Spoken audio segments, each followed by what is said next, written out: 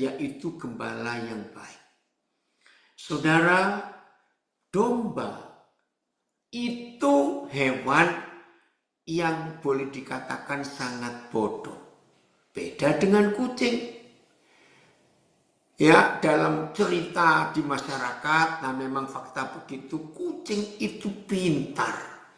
Kucing itu nggak pernah tersesat. Maka itu kucing tidak perlu pengendali. Kucing nggak perlu gembala. Karena dia atau mereka tahu jalan pulang, jalan balik itu tahu. Tapi kalau kita ini sebagai domba itu dilepaskan dari kandangnya cuma jarak 20-30 meter saja, sudah nggak tahu mana jalan pulang. Nah, kalau Tuhan kita berikan kesempatan untuk mengambil alih kendali hidup kita, dan itu yang benar. Saudara, kita lihat fakta ini.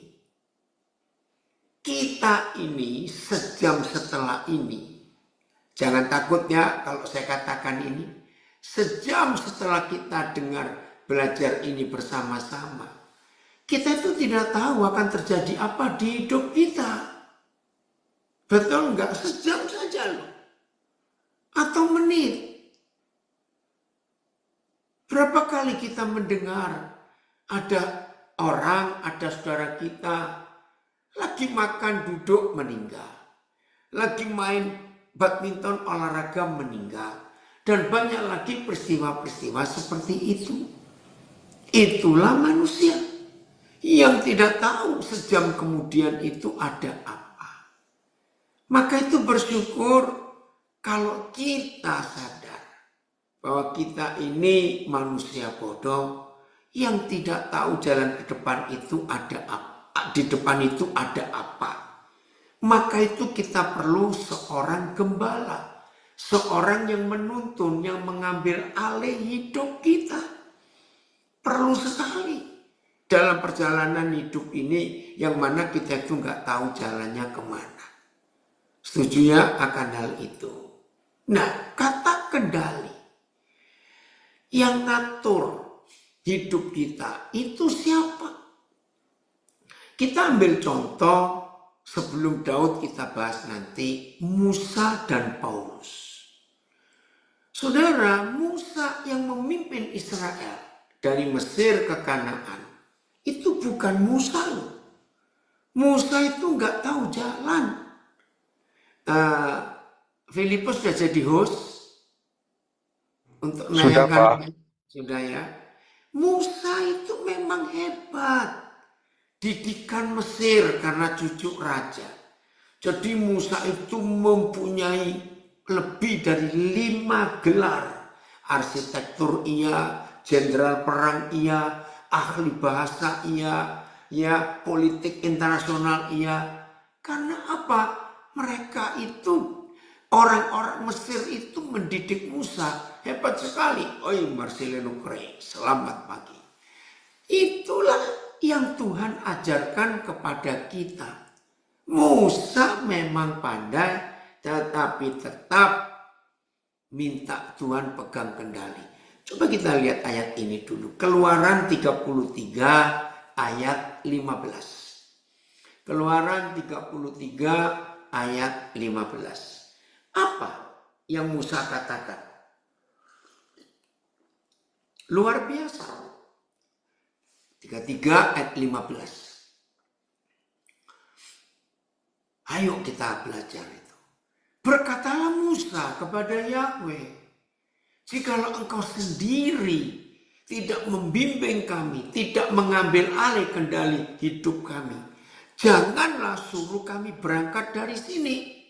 Ayat Musa pun berkata kepadanya, jika kehadiranmu tidak menyertai kami, jangan membawa kami dari sini. PS.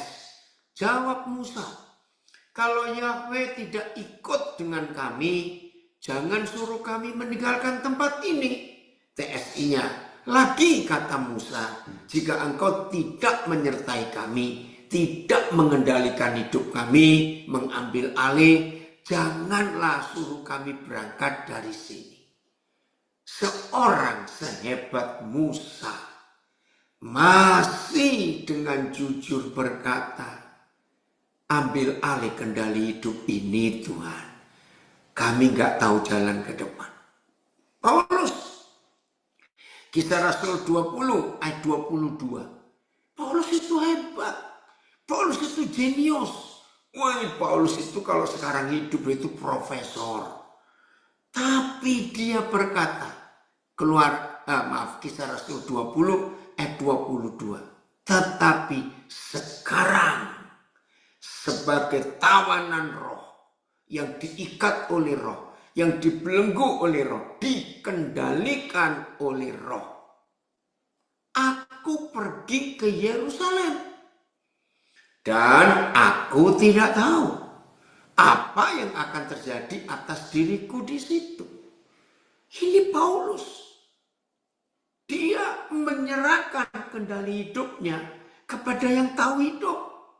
Nah, lihat dua contoh pribadi ini. Maaf, saya percaya, mudah-mudahan betul. Saya percaya tidak ada seorang pun di antara kita yang sedang ikut doa pagi Anastasis ini yang berani berkata, oh kalau aku sih jelas lebih hebat daripada Musa dan Paulus. Saya percaya nggak ada. Kalau itu ada, bertobat saudara, maaf. Jadi, seorang Musa yang begitu hebat, seorang Paulus yang luar biasa. Saudara masih ingat lagu lama, ku tak dapat jalan sendiri. Lagu lama sekali itu. Tuhan pimpin padaku. Sudah hampir gak ada lagi anak-anak muda sekarang gak tahu lagu itu. Ini sebagai pengakuan. Kita tuh jalan ke depan gak tahu. Dan hanya Tuhan yang paling tahu masa depan kita itu seperti apa dan akan jadi apa. Nah, kalau begitu, hal kedua ini, ayo kita serahkan kendali hidup kita itu kepada yang tahu hidup kita ini apa, siapa. Saudara, dalam dunia penerbangan, pilot-pilot itu wajib sekolah. Dan di antara semua profesi, ya, karena ada anak-anak saya punya profesi macam-macam. Nah, di antara profesi dalam hidup yang sangat diperlukan kecepatan untuk mengambil keputusan, setahu saya, mungkin ada yang lain, saya mau belajar.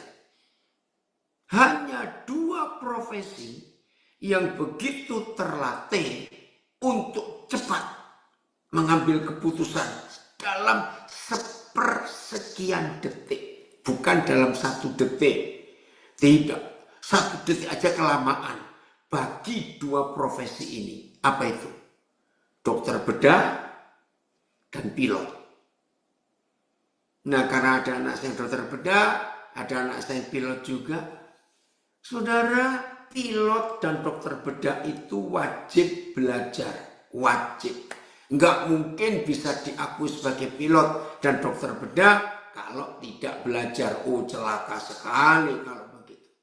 Tapi ingat, sehebat-hebatnya seorang pilot, sehebat-hebatnya seorang dokter bedah, perhatikan ya, sehebat-hebatnya tetap mereka akan terlatih untuk mengambil keputusan yang mereka tidak akan pernah dapat selama kuliah. Saya ulangi.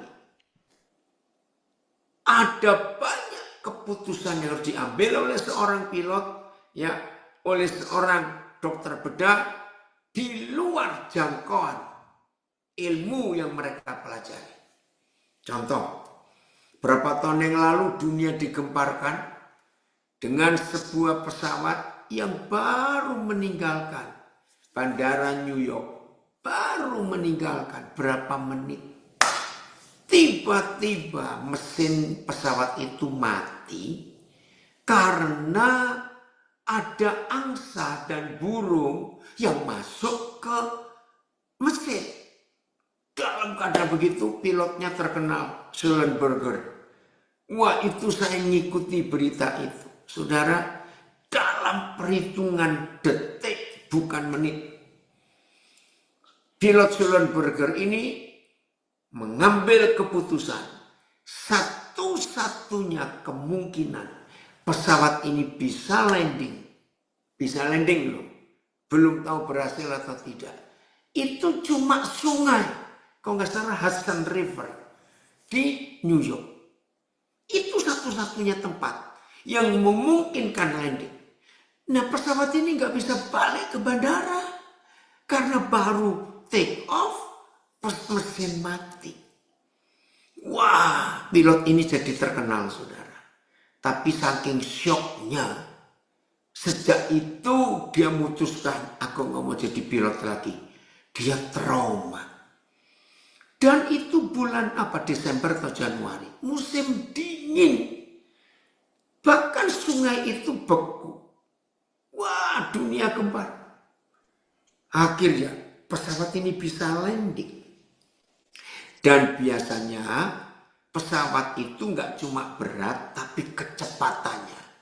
Walaupun jatuhnya di air, tapi gesekan itu membuat pesawat itu bisa pecah karena benturan itu. Tapi dunia membuktikan. Nah, ini ada mantan pramugari Garuda yang ikut belajar. Pernah tahu itu ya. Nah, luar biasa. Tidak ada satupun penumpang yang meninggal. Semuanya selamat. Wah, pilot Sullenberger ini dapat surprise, dapat penghargaan. Nah, itu pilot. Begitu pula dokter bedah.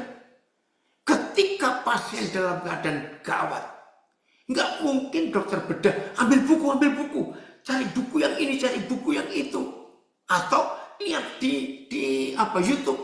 Kalau begini penanganannya bagaimana? Nggak bisa. Dalam sepersekian detik, seorang dokter bedah pun wajib dengan cepat mengambil keputusan. Nah, inilah dua profesi yang saya tahu. Terlatih, bukan dilatih. Loh, apa bedanya terlatih dan dilatih? Kalau dilatih, itu berarti sudah pernah tahu begini begitu kalau menghadapi kejadian ini. Nah, tapi kan peristiwa-peristiwa seperti itu nggak ada yang tahu. Maka itu saya katakan terlatih. Jadi beda antara dilatih dan terlatih. Pilot dan dokter bedah nggak pernah dilatih untuk mengambil keputusan. Ada kasus ini, keputusannya begini. Kasus itu, keputusannya begitu. Nggak mungkin. Karena semua kejadian yang terjadi itu belum pernah dia tahu. Saya harap mengerti kalimat ini. Nah, saya tidak tahu kenapa dalam komunitas doa pagi Anastasis memilih tema ini. Saya suka sekali. Saya bisa mengerti.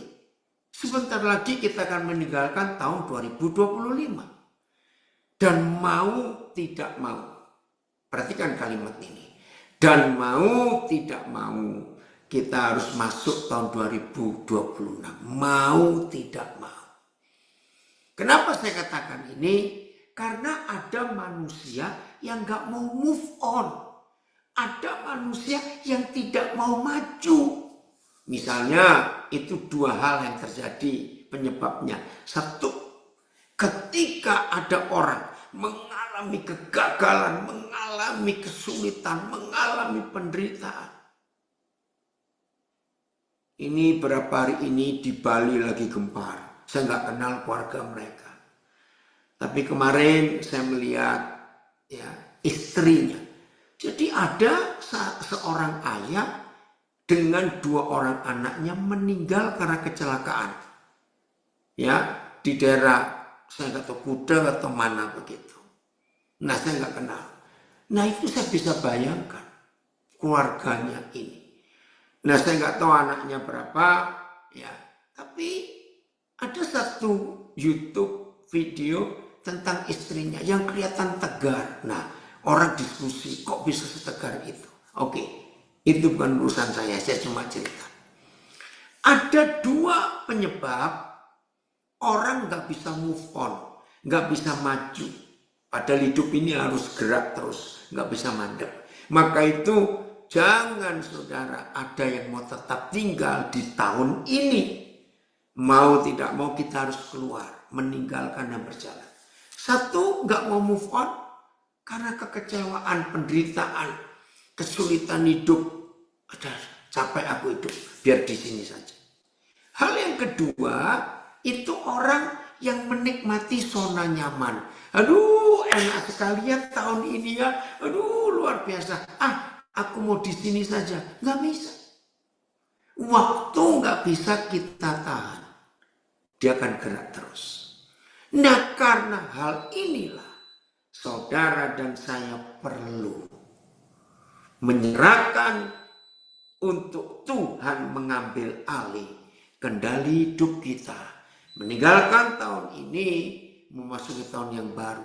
Biar dia yang mengendalikan. Karena dia yang paling tahu tentang kita dan tentang masa depan kita. Terima kasih Bapak untuk hal yang luar biasa ini. Dan yang ketiga, kalau Tuhan mengambil alih kendali hidup kita, yakinlah seberat-beratnya masalah yang kita hadapi, jangan saudara punya konsep, oh aman, kalau Tuhan sudah saya serahkan untuk mengambil alih kendali hidup saya, hidup ini pasti aman. Oh salah. Walaupun kita sudah menyerahkan Tuhan untuk mengambil alih kendali hidup kita nggak bisa bebas dari yang namanya masalah atau persoalan atau problem. Itu akan tetap ada. Cuma bedanya, kalau pemegang kendalinya adalah Tuhan, maka tahu ya, tetap aman. Karena dia yang paling tahu. Oke, saya tunjukkan dulu ayatnya. Bagaimana Tuhan itu punya hak atas hidup kita itu mutlak. Yeremia 1 ayat 5. Yeremia 1 ayat 5. Di ayat ini ada 3 fase yang akan menyadarkan kita betapa pentingnya kita menyerahkan kendali hidup ini kepada yang tahu. Sehebat itu Tuhan tahu. Ya, ada 3 fase di Yeremia 1 ayat 5. Sebelum aku membentuk engkau dalam rahim ibumu. Ini keren loh saudara. Kerennya di mana? Kalau kita belum terbentuk di dalam rahim mama, berarti mama papa kita itu belum menikah. Coba renungkan ini. Papa mama belum menikah? Iya. Terus ada apa ketika papa mama kita belum menikah? Bahkan mungkin juga belum pacaran, gitu loh, belum ketemu. Ini dia. Aku Yahweh telah, bukan akan, telah mengenal engkau. Ini kalau istilah orang Jakarta, gila ini. Bagaimana papa mamaku belum menikah? Ternyata Tuhan sudah kenal kita. Wih, ini bagaimana? Saudara, jangan bingung. Karena dia yang maha tahu. Maka itu dia sudah kenal kita sebelum papa mama kita menikah. Nah, kalau dia sudah kenal kita sejak mama papa kita belum menikah, iya, berarti dia tahu betul setiap detail dalam hidup kita. Ayo, kita berani menyerahkan kendali hidup ini kepada yang tahu. Jawabannya gampang. Loh kok bisa ya? Karena menurut Efesus 1 ayat 4, ya, dia itu sudah mengenal kita sejak dunia belum dibentuk. Bayangkan. Nggak usah, Fir. Nggak apa-apa. Efesus 1 ayat 4. Ya, catat aja. Maka itu, usah ditayangkan. Coba TSI-nya aja. Ya, Efesus 1 ayat yang keempat. Sebelum dunia ini diciptakan, dengar ya, sebelum dunia ini diciptakan, Tuhan sudah memilih kita. Nah, lu gimana ceritanya? Kalau dunia belum diciptakan, berarti Adam dan Hawa belum ada. Wah, bagaimana ini? Kita sudah dipilih. Ya, dia Maha tahu. Artinya, dia sudah mengasihi kita dan berencana. Ini loh rencana kekalnya. Ya, saya ulangi lagi TSI Efesus 1 ayat 4. Sebelum dunia ini diciptakan, Tuhan sudah memilih kita. Artinya, dia sudah mengasihi kita dan berencana untuk mempersatukan kita dengan Kristus supaya kita disucikan dan dianggap tidak berdosa di hadapannya. Terima kasih Bapak. Ayo, kalau yang kita serai untuk mengambil alih kendali hidup kita adalah pribadi yang sehebat ini, sebelum dunia diciptakan kita sudah dipilih. Sebelum papa mama kita menikah, kita sudah dia kenal. Wow. Ngapain kita sombong? Coba ngatur diri kita sendiri, nggak tahu. Ingat loh, sejam setelah ini akan terjadi apa kita tidak tahu. Maka itu menyerahkan kendali hidup kita supaya Tuhan ambil alih. Itu sangat luar biasa. Terima kasih Bapak. Yang kedua, masih Yeremia 1 ayat 5. Dan sebelum engkau keluar dari kandungan, jadi mama papa sudah menikah, mama sudah hamil kita. Nah, waktu kita masih dalam kandungan, papa berkata begini, aku telah menguduskan engkau. Apa arti kata menguduskan? Dipisahkan, dipilih dari yang banyak. Ini keputusan dia. Fase ketiga, setelah kita lahir, aku telah menetapkan engkau. Saudara perhatikan 3 fase ini semuanya dengan kata telah, bukan akan.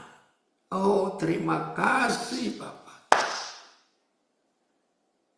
Coba renungkan. Hidup ini masih misteri yang kita tidak tahu. Masih rahasia. Kita nggak tahu. Tapi hanya ada satu yang tahu. Yaitu Papa kita. Ayo kita berani menyerahkan. Nah, begitu kita lahir, aku telah menetapkan. Apakah arti kata menetapkan? Menunjukkan jalan. Kalau bahasa Inggrisnya destiny. Menjadi nabi. Nah, ini buat Yeremia jadi nabi. Tapi untuk masing-masing kita, Papa punya ketetapan yang berbeda-beda. Sesuai dengan apa yang dia mau. Begini ilustrasinya ya. Bagi bangsa-bangsa. Jadi go internasional. Oke. Begini ilustrasinya. Karena waktu pertama kali saya mempelajari ayat ini, susah saya mengerti kok bisa. Waktu itu ibu saya masih hidup. Nah, ibu saya itu pintar masak, pintar membuat kue. Nah, saya beritahu saya membuat donat. Ya, jadi dari kecil kami itu jarang beli jajanan di luar, jarang. Ibu kami buat semuanya. Jadi saya masih ingat betul, ya, kue apa saja, masakan apa saja. Aduh, sudah, ya, oke. Begini. Suatu hari,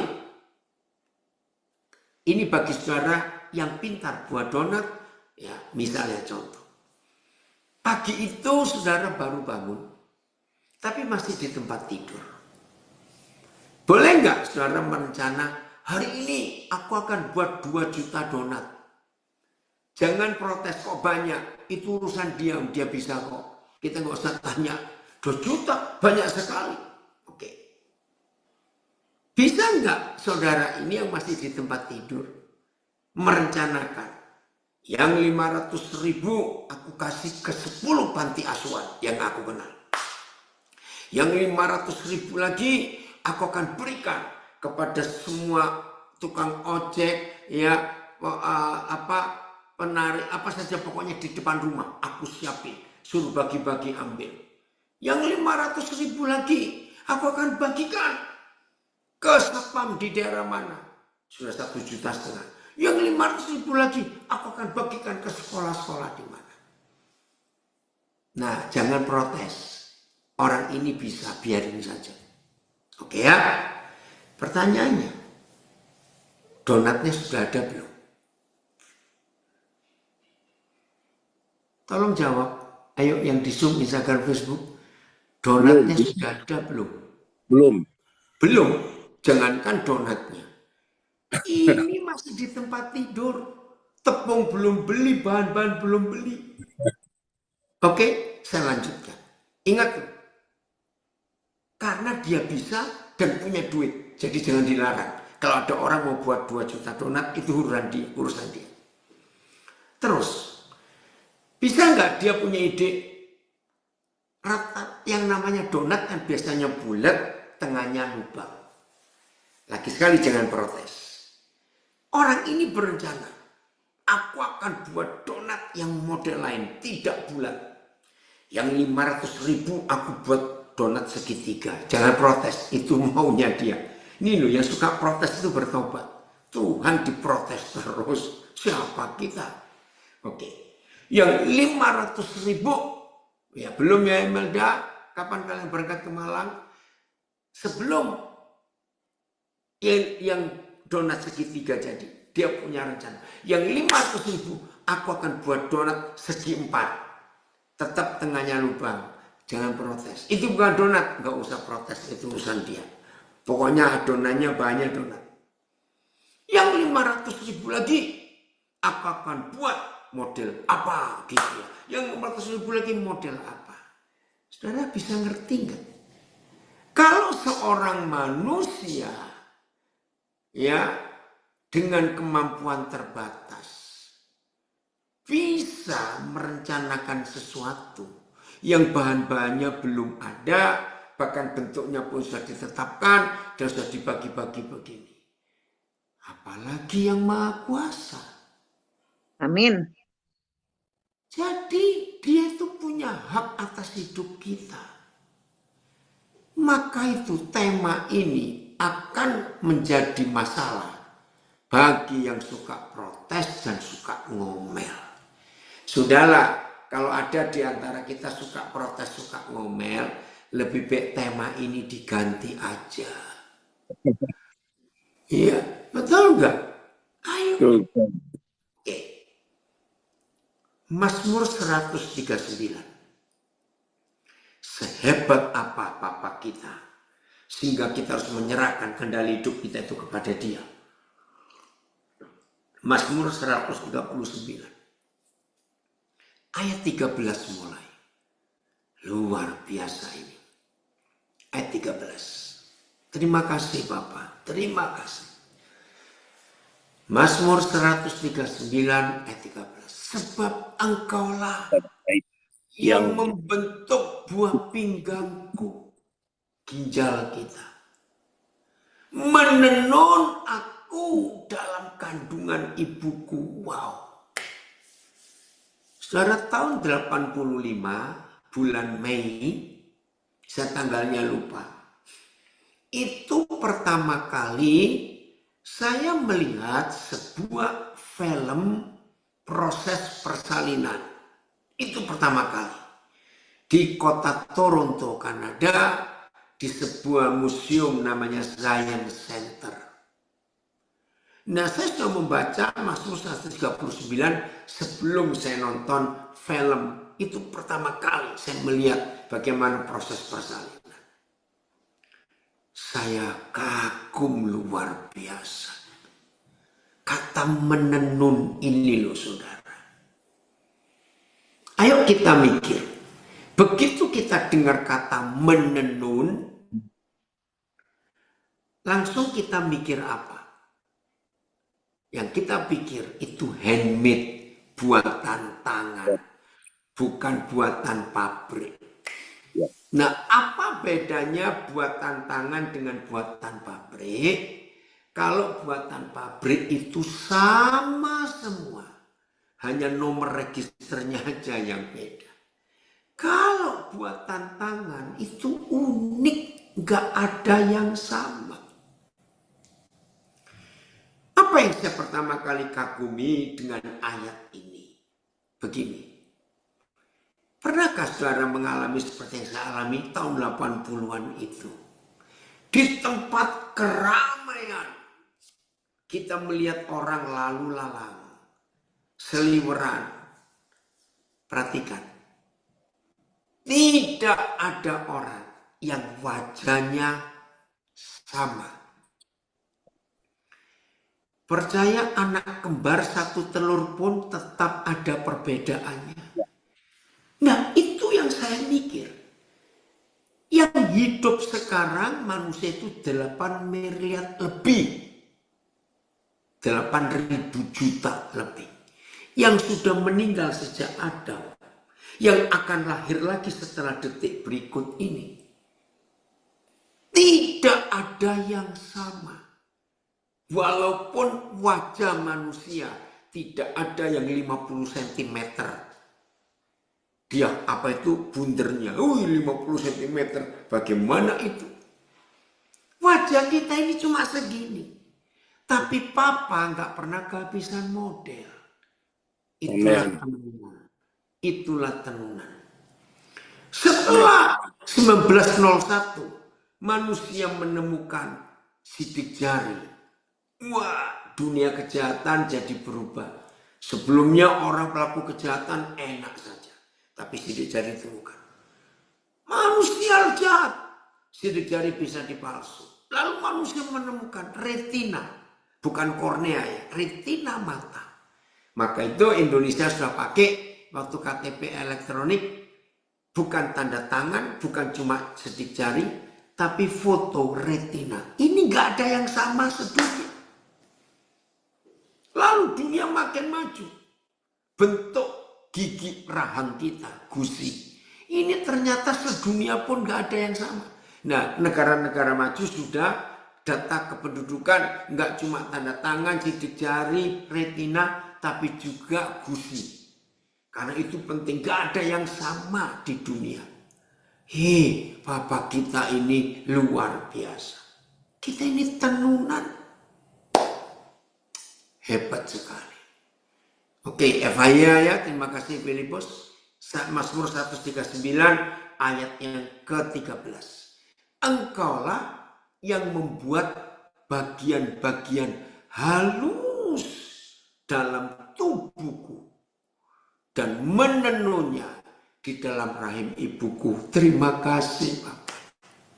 Gak ada yang sama. Bahkan rambut saudara, nggak ada yang sama. Maka itu para ahli forensik, ya dokter-dokter ahli forensik, ya polisi-polisi kriminal, itu sehelai rambut itu berharga buat mereka. Kalau mereka menemukan tempat kejadian perkara, kalau tidak ada data-data, maka mereka cari rambut. Jangan dianggap pengangguran orang itu, rambut diurusin. Beda.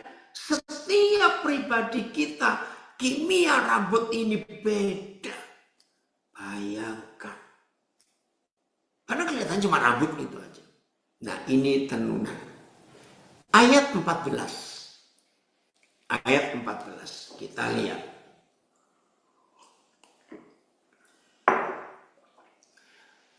bersyukur kepadamu oleh karena kejadianku dahsyat dan ajaib.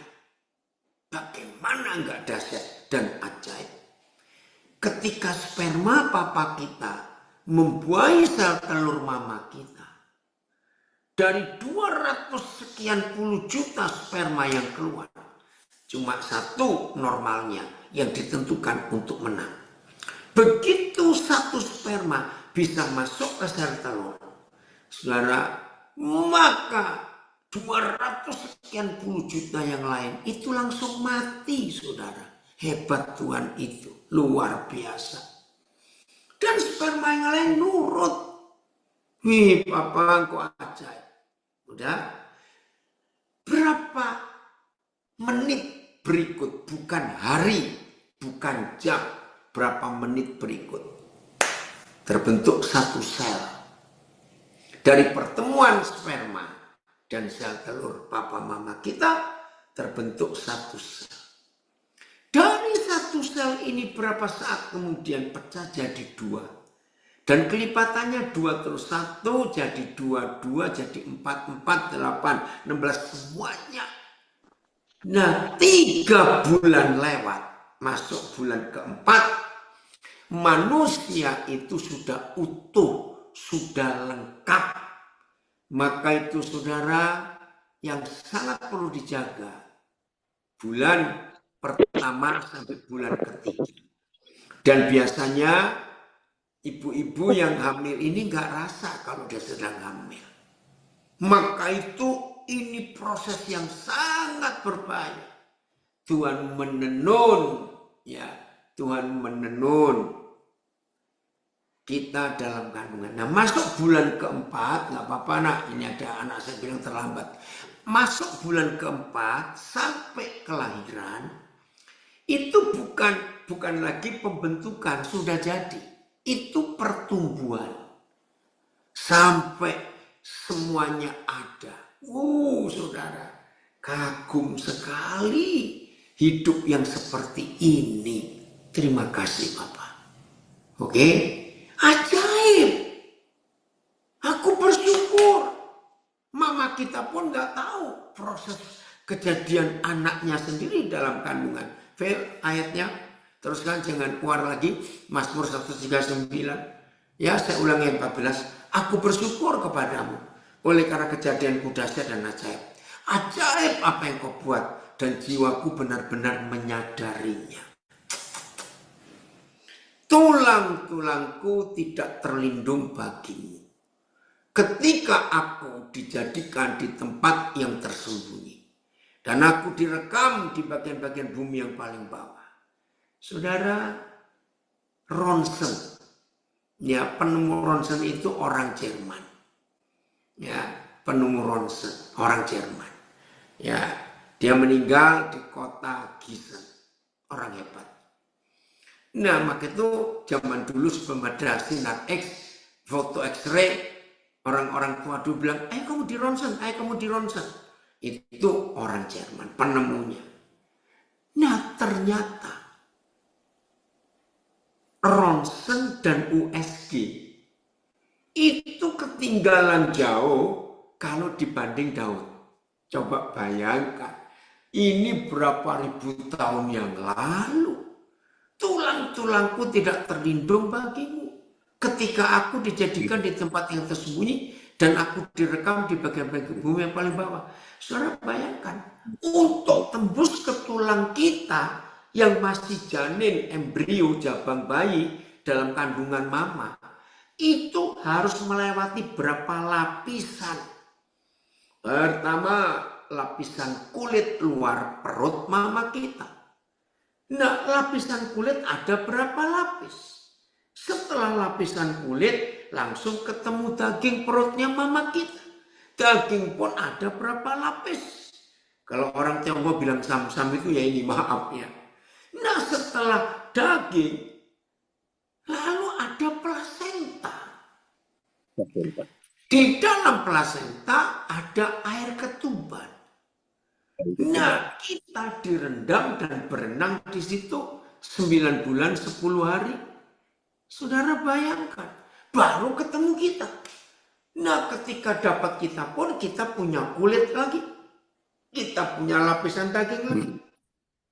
Dan terus sampai baru ketemu tulang. Ini ayat luar biasa. Tulang-tulangku tidak terlindung bagimu. Jadi ronsen, ya, sampai ini Titus Saryanto, lupa apa nak? Itu terlihat jelas. Jadi ini USG aja kalah. Setelah USG ultrasonografi, ada yang 3 dimensi, ya, ini lebih dari itu. Ayat 16. Matamu melihat selagi aku bakal anak. Wih, keren sekali. Saudara, artinya apa? Jadi sejak sperma ayah kita membuai sel telur mama kita, itu mata Tuhan terus. Nah, istilah saya, inilah kamera CCTV pertama di dunia. Jadi Daud ini Horas Borusirai. Jadi Daud ini orang pertama yang menemukan ada sinar ronsen, ya, ada USG dan ada CCTV. Bayangkan, matamu melihat selagi aku bakal anak. Dan dalam kitabmu semuanya tertulis. Ini yang saya mau bahas. Saat Tuhan mengambil alih pimpinan hidup kita, ini loh. Matamu melihat selagi aku bakal anak, masih embrio. Dan dalam kitabmu semuanya tertulis. Semua. Semua itu apa? Perjalanan hidup kita. Semuanya tertulis. Hari-hari yang akan dibentuk sebelum ada satupun daripadanya. Apa artinya? Begini. Orang membuat buku harian. Tahu ya, buku harian, diary? Itu biasanya dibuat kapan orang nulis buku harian itu? Ya malam toh, setelah hari itu lewat. Nah, kalau ada orang membuat buku harian sebelum ada harinya, itu namanya mengarang. Maaf. Tapi papa kita sudah menulis hari-hari hidup kita sebelum kita lahir. Nah, sampai disinilah pentingnya Tuhan mengambil alih kendali hidup kita. Ya, saya ulang lagi, saat Tuhan mengambil alih kendali hidup kita, ya ini. Karena Dia yang sudah menuliskan hari-hari hidup kita. Kita akan sekolah apa, menikah dengan siapa, kerja apa, semuanya sudah tertulis. Nah, ini bukan ramalan, beda. Ini ketetapan. Bedanya dengan ramalan, ramalan itu belum tentu terjadi, mungkin kira-kira. Kalau ketetapan itu sudah pasti. Nah, sudah ketemu Musa tadi, ketemu Paulus. Ya, kita harus move on. Nggak bisa kita tahan waktu ini dan kita nggak bisa berkata aku nggak mau masuk tahun baru, nggak bisa. Sekarang kita ketemu Mazmur 139. Ini luar biasa. Maka itu begini, saya ambil dulu kesimpulan ini untuk melangkahnya lebih gampang. Kalau ada di antara kita sampai saat ini merasakan begitu rumit dan sulitnya hidup ini, saya mau katakan, saudara keluar dari skenario papa. Saudara keluar dari yang papa sudah tulis. Saya punya anak-anak yang jadi aktor, main film, ya, buat film. Jadi kalau saudara ikut dalam sebuah dunia perfilman, aktornya, aktrisnya, boleh nggak saudara buat cerita sendiri? Nggak ngikuti kemauan sutradara. Bisa saja. Loh kok bisa? Ya berarti kamu buat film sendiri untuk dirimu. Dah, itu saja. Tapi kalau aktor ini tergabung dalam suatu dunia perfilman, dia nggak boleh buat cerita sendiri. Ikuti yang sudah ditulis skenario itu. Dialognya bagaimana, apa semuanya. Nah, itu artinya Mazmur 139 ayat 16 itu. 16 tadi ya. Ini luar biasa. Maka itu saya ulangi lagi. Kalau ada di antara kita yang ikut belajar saat ini, hidup secara begitu sulit dan rumit. Coba diam sebentar. Ada apa itu yang salah? Kita tidak ada di skenario, alur cerita. FYH, terima kasih Filipus. Sebelum aku lahir, engkau telah melihat aku. Ini Mazmur 139, terjemahan FYH. Sebelum aku lahir, engkau telah melihat aku. Wih, ini dia. Sebelum aku mulai bernapas, ya masih dalam perut. Engkau telah merencanakan setiap hari hidupku. Setiap hariku tercantum, tertulis dalam kitabmu.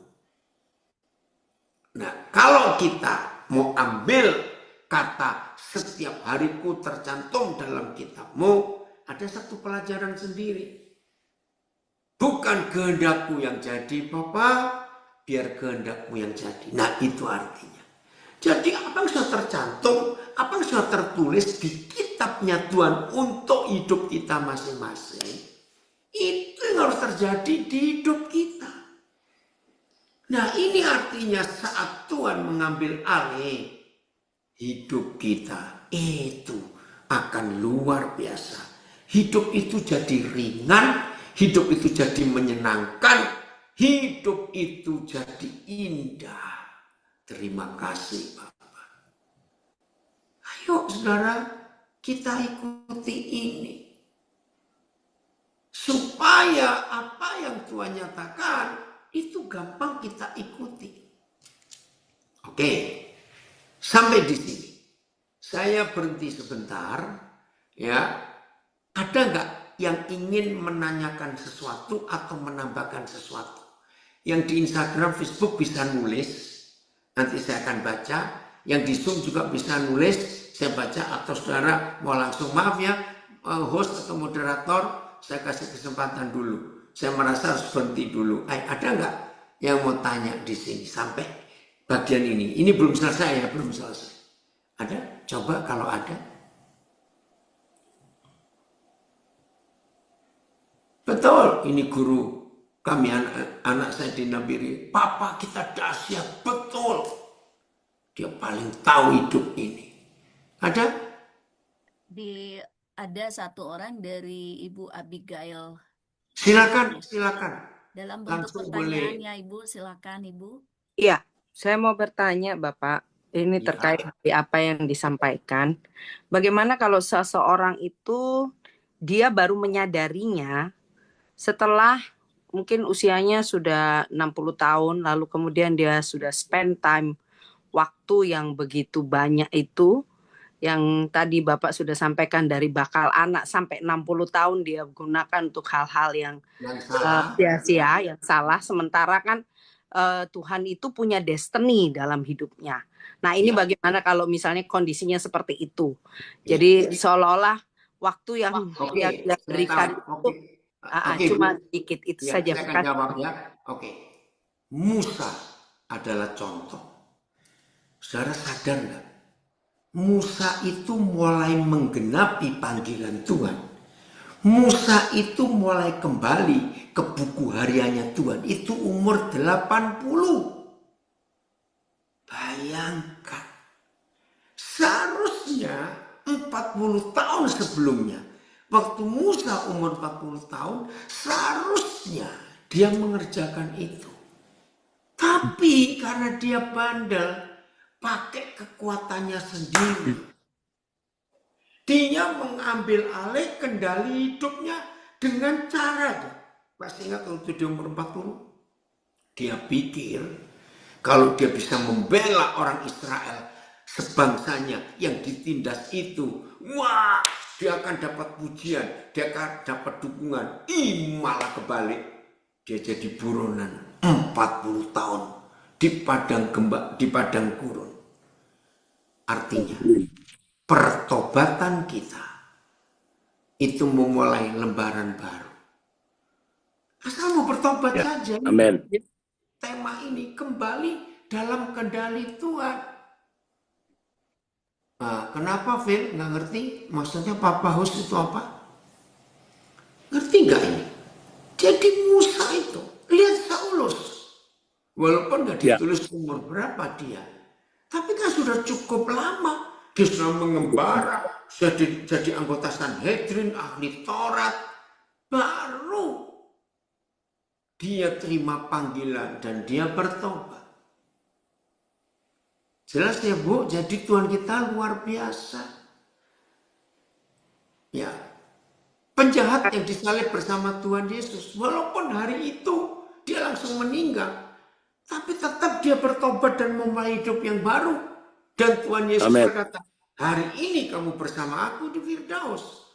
Nah, jadi kesempatannya selalu ada kalau kita mau bertobat. Di Instagram saya ada yang bertanya, saya baca dulu ya.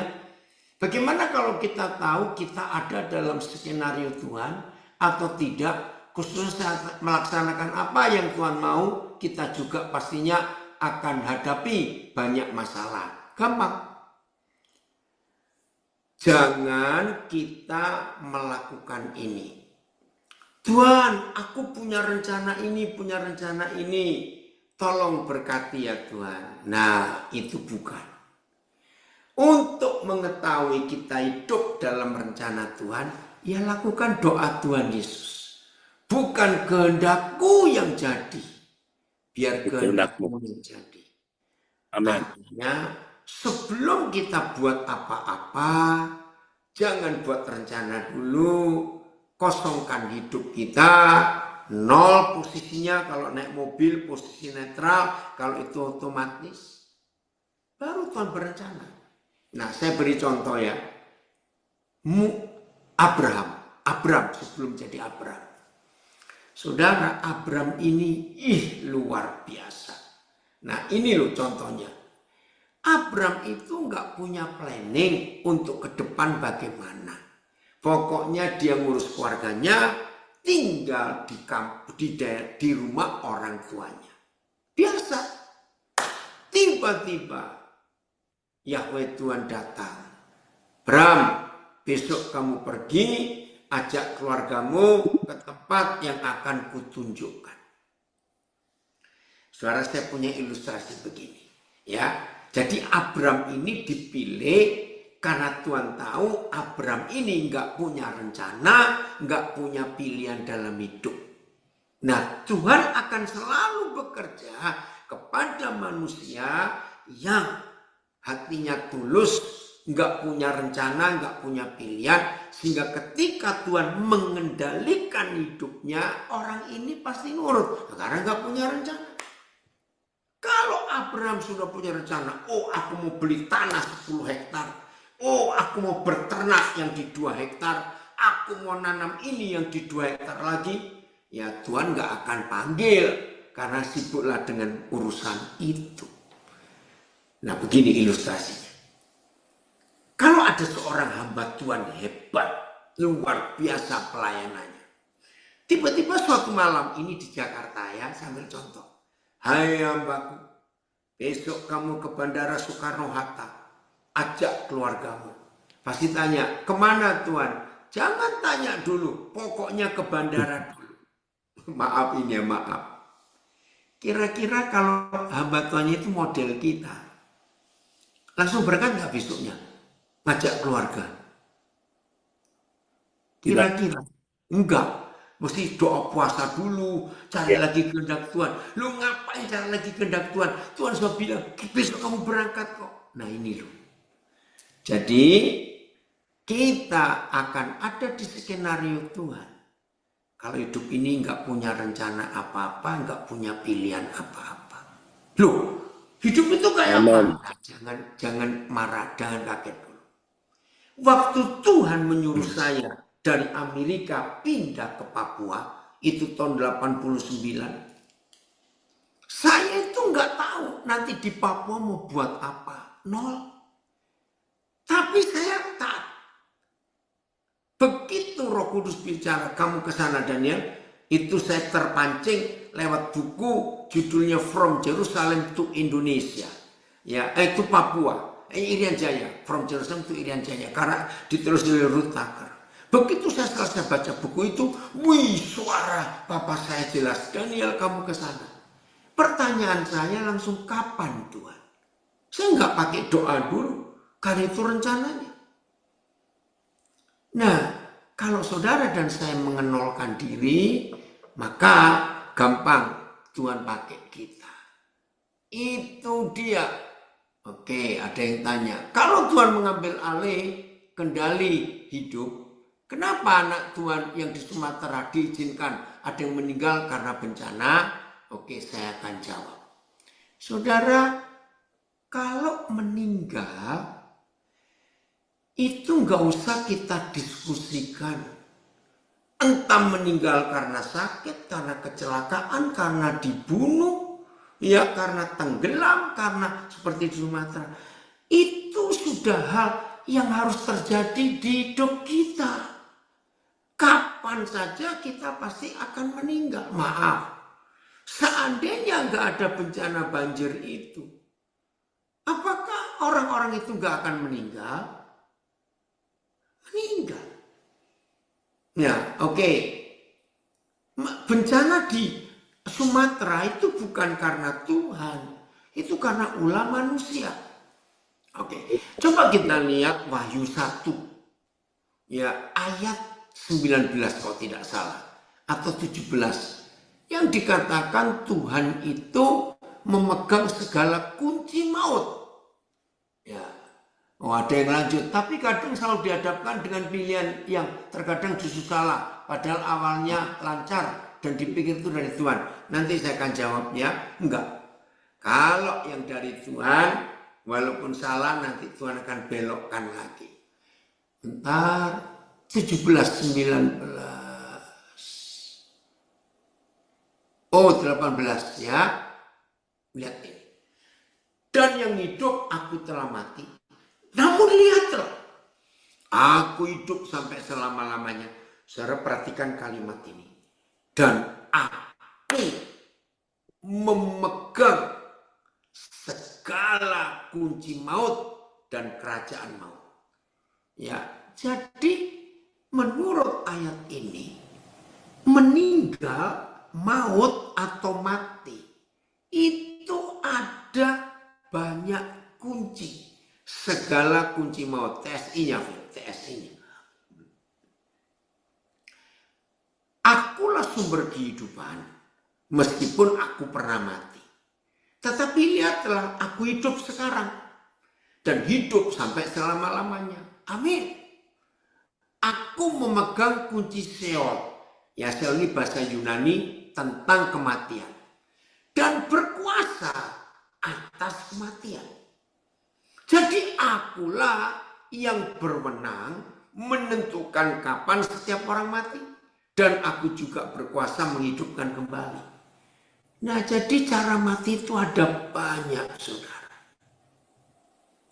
Bulan yang lalu, November, sahabat saya lagi jalan-jalan ke Tiongkok bersama hamba Tuhan yang lain.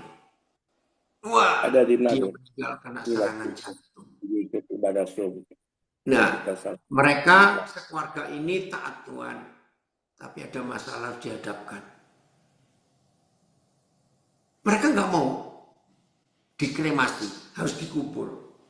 Ternyata di Tiongkok itu ada peraturan susah kalau akan membawa jenazah dari turis.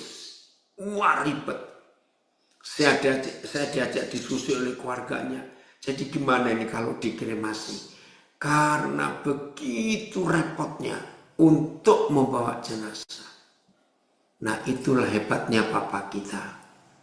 Bukan dia merubah peraturannya, tidak. Ya akhirnya dikremasi. Nah, jadi cara meninggal itu kita tidak usah tanyakan karena apa. Begitu ya. Lanjut, coba ini ada satu lagi, enggak ini. Oh iya, enggak ada. Oke ya. Jadi saya lanjutkan. Setelah kita melihat Abraham, mengapa dia harus dipanggil? Walaupun zaman itu manusia nggak sebanyak sekarang, tapi kalau 1.000 orang adalah di zaman itu. Nah, saudara pernah mikir nggak? Kenapa kok nggak yang lain? Kenapa pilih Abraham? Jawabannya, karena Abraham dikenal oleh Tuhan, hatinya itu nurut. Begitu pula dengan Maria. Zaman itu kan banyak gadis. Kenapa kok Maria yang dipilih? Kok nggak gadis yang lain? Jawabannya, karena Papa tahu Maria ini taat. Jadi kalau ngajak diskusi Maria, dia nggak pernah bantah. Jadi kesimpulannya, kalau tema ini akan terjadi dan terwujud di hidup kita, hiduplah seperti Abraham, hiduplah seperti Maria. Nggak punya pilihan. Jadilah kehendak. Nah, setelah dia menentukan kita untuk A, B, C, D, baru kita buat rencana. Nah, begitu saya berkata, ya Tuhan, kapan saya ke Papua? Saya berangkat akhirnya, jadi itu Agustus 89, saya mendengar pernyataan Tuhan suruh ke Papua dari Amerika. Nah, terus April 90, pintu terbuka untuk saya ke Jayapura. Sampai di sana, saya baru menunggu instruksi apa, rencana apa. Saya nggak punya rencana, maaf. Kalau hamba-hamba Tuhan yang umum, pasti langsung cari tanah, sewa gedung, buat gereja. Nah, saya nggak mau. Saya mau nunggu Papa saya nyuruh saya apa? Ke Papua. 11 bulan, saudara.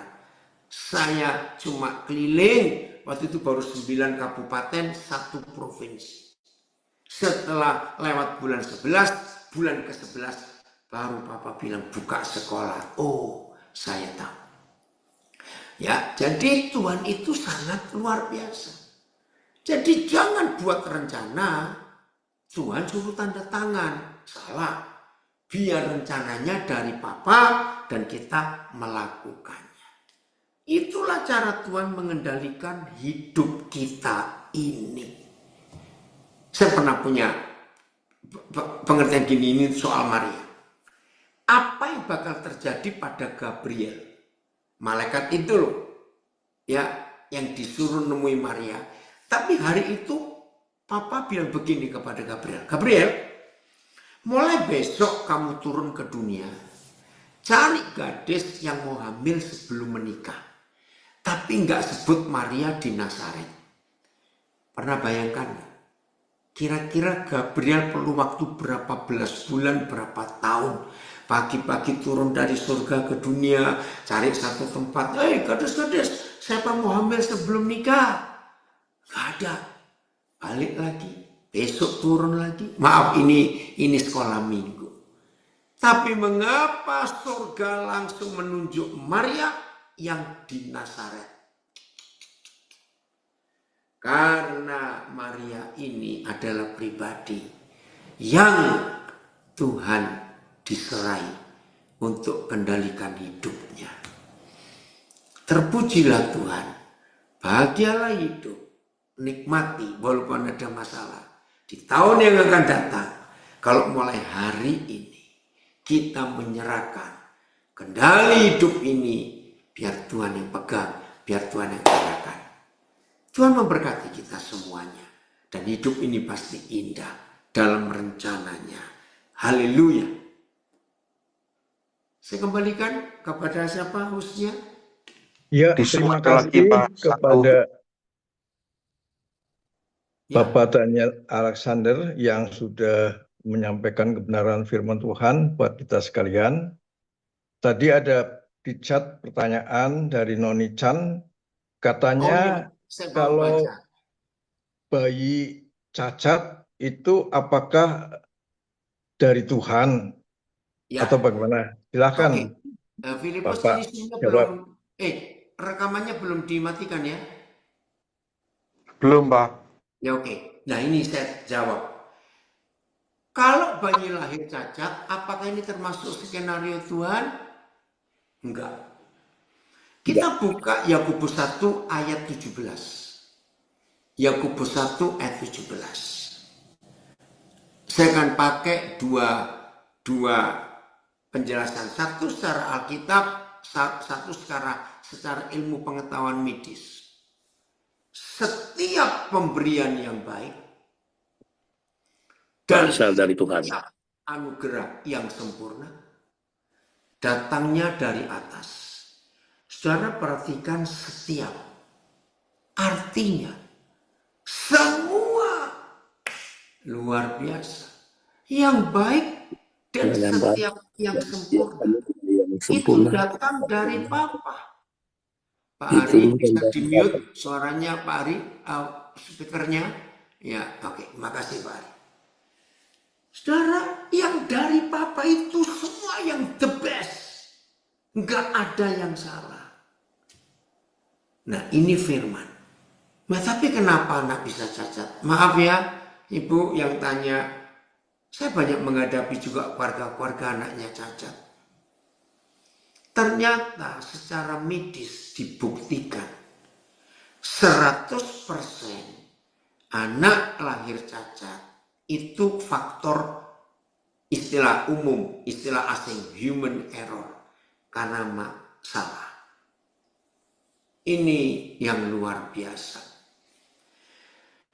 Siapa yang mengikuti berita viral 3 hari yang lalu, ditabiskan 2 imam Katolik dari anak kembar. Ada yang ngikuti ya? Aduh, saya baca itu terharu. Nah, ternyata ketika ibu ini hamil anak kembar ini, dokter menyatakan anak ini cacat. Bahkan risikonya besar kalau dilahirkan. Nanti ibu bisa meninggal, 2 anak ini meninggal. Karena saya nggak tahu istilah cacatnya itu karena apa. Ini karena diagnosa medis ya, bukan salah dokternya, ini alat. Sampai dikatakan ya, akhirnya karena keluarga ini keluarga yang takut Tuhan, dia bilang enggak, biarkan kami akan merawat. Kalau Tuhan mau ya biar Tuhan ambil. Saudara, akhirnya lahir sempurna 2 anak laki. Nah, dalam tulisan yang saya baca itu, nah, kita itu bertanya, ini salah USG-nya, salah ilmunya, atau Tuhan buat mujizat setelah ada kejadian itu? Itu diskusinya menarik sekali. Nah, saudara, 100% maaf lagi sekali, maaf ya, jangan merasa tertuduh yang anaknya lahir cacat kalau saya katakan ini. Tapi dunia medis membuktikan. Apa itu? Salah manusianya. Ada 3 faktor yang ditulis oleh medis lahir cacat. 1, salah makan, salah minum, dan salah obat. Itu sudah dalam dunia kedokteran. Jadi salah makan. Contoh, anak autis itu karena ibu hamil suka makan kerang, kepiting, cumi, udang. Nah, hewan ini Tuhan ciptakan sebagai vacuum cleanernya laut. Maka itu hewan-hewan ini makan sampah-sampah di dasar laut, saudara. Salah satunya timbal, ya, zat-zat besi, logam-logam itu. Nah, kalau ibu hamil, maka itu semua dokter kandungan, salah satu nasihatnya, kalau ada ibu hamil dilarang makan kerang, kepiting, cumi, udang, dan sejenisnya. Kan itu penyebab autis. Salah suntik. Pernah dengar toh? Salah suntik. Lalu ada virus rubella karena kucing. Nah, ini loh faktor-faktor yang ada. di luar apa yang Tuhan buat. Lalu faktor ketiga, ini kalau cacat fisik ya, cacat fisik. Saya ambil contoh cepat saja. Waktu ibu hamil, kan nggak pernah tahu posisi anak ini ada di bagian mana, kepalanya, punggungnya, semuanya kan nggak tahu karena memang dalam kandungan. Nah misalnya, ketika bayi ini lagi menghadap ke dalam, ya wajahnya menghadap ke dalam, berarti punggungnya ada di bagian depan perut mama. Maaf, saya ambil contoh. Dan hari itu mama ini harus mengangkat sesuatu barang yang cukup berat.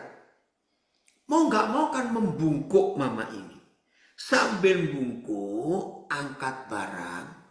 Saudara bisa nggak tulang punggung bayi ini klek? Bisa ya? Karena jadi bayi ini kan nggak bisa menangis, nggak bisa menjerit. Mama kan tidak tahu. Lah ini cacat fisik. Lalu cacat secara apa itu ya? Hormon. Saudara, sampai hari ini dunia kedokteran mengakui, tapi belum bisa menemukan. Ya, jadi begini. Ini cacat secara bukan mental, bukan jiwa ya, bukan Down syndrome. Down syndrome pun ada karena usia bisa terjadi. Ya, tapi ini begini. Anak ini Tuhan tetapkan perempuan dalam kandungan. Tapi keluarga ini sudah punya 3 anak perempuan. Wajar kalau anak keempat inginnya laki-laki. Wajar. Ternyata keinginan yang salah dari papa mama. Anak yang sudah ditetapkan perempuan oleh Tuhan. Tapi diharapkan laki-laki. Saudara, para dokter kandungan mengakui bisa berubah hormonnya.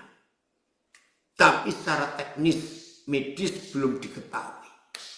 Maka lahirlah anak perempuan tapi yang tomboy, kayak laki-laki. Atau sebaliknya, anak ini laki, tapi diinginkan perempuan. Maaf, di sini setan bekerja. Jadi, cacat lahir itu bukan Tuhan, tapi karena manusianya. Maka itu kalau ada ibu hamil, keluarga yang sedang hamil, saya melarang. Oh ini laki ini karena USG bilang disiapkan warna laki, nama laki. Saya bilang jangan. Walaupun tidak banyak, tapi ada yang salah. Walaupun USG-nya 3 dimensi. Maka itu lebih baik tunggu saja. Ya. Ada yang tanya lahir di luar nikah bagaimana?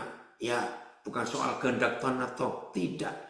Karena seks itu diciptakan Tuhan supaya ada lahir anak-anak. Kita harus layani orang tuanya, layani anak itu. Saya banyak melayani anak-anak yang lahir di luar nikah. Tuhan bisa pulihkan, luar biasa.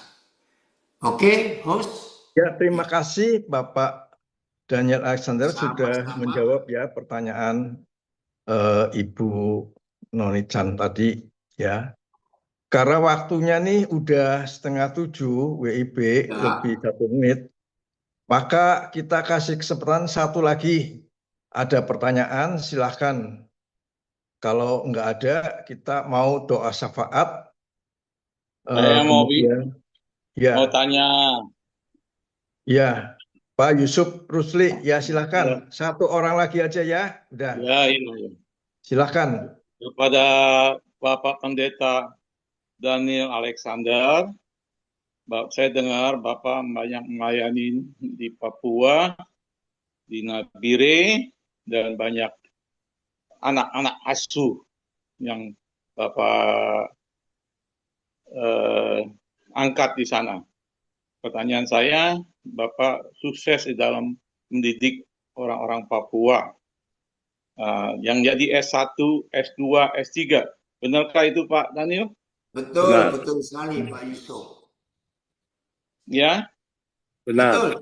Betul. Ya, sekarang Pertanyaan saya yang berapa S1, berapa S2, berapa S3 kira-kira Pak? Wih, kalau Nggak hitung terhitung. tepat saya belum pernah, Belum tapi hitung. S1-nya itu 500 lebih sudah. Ya.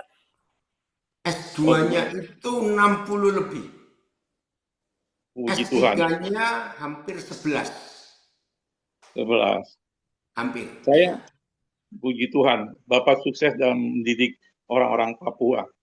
Boleh saya panggil Pak Daniel dengan Koden panggilnya? Boleh, memang itu sudah nama saya Koden. Oh ya, Bapak kira-kira masih kenal saya nggak? Lupa ini Pak Yusuf Rusli. Ada nama kecil saya kalau di Australia dulu, di Oh. Dani Ong, Loh, oh iya dari Perth. di Perth, ya. Oh, yang punya Saya toko ini mebel.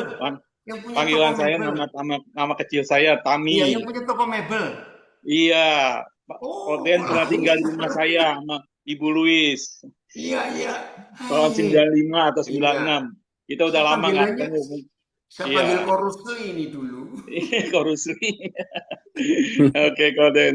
Terima Punya toko kasih mebel, semua. betul, ingat Tuhan sekarang. berkatin. Pakai Koden lebih dahsyat lagi Iya, melayani betul, Tuhan. lebih enak panggilnya, nggak jauh. Iya, Koden. Anak-anak di mana Korusli? Saya sekarang di Jakarta, Koden. Seizin Anak-anak? Tuhan kan saya usaha. Iya. Anak-anak 2 masing di Australia, 1 di sini. Seizin Tuhan kan usaha saya habis, seizin Tuhan, lalu saya kembali ke sini. Kalau ke puji Indonesia. Tuhan. Iya, saya ya keadaan ya kata kasarnya bankrupt lah. Ya, nggak Tapi apa-apa. Cuman tetap angkat. Iya. nah, iya. Terima kasih. Oke. Ya, oke. Saya serahin lagi kepada Bapak Pendeta Dani Nathanael. Bapak Nathanael, salam sukses selalu, Koden. Puji Ya, Tuhan. terima kasih Sama-sama. Pak Yusuf Rusli untuk pertanyaannya atau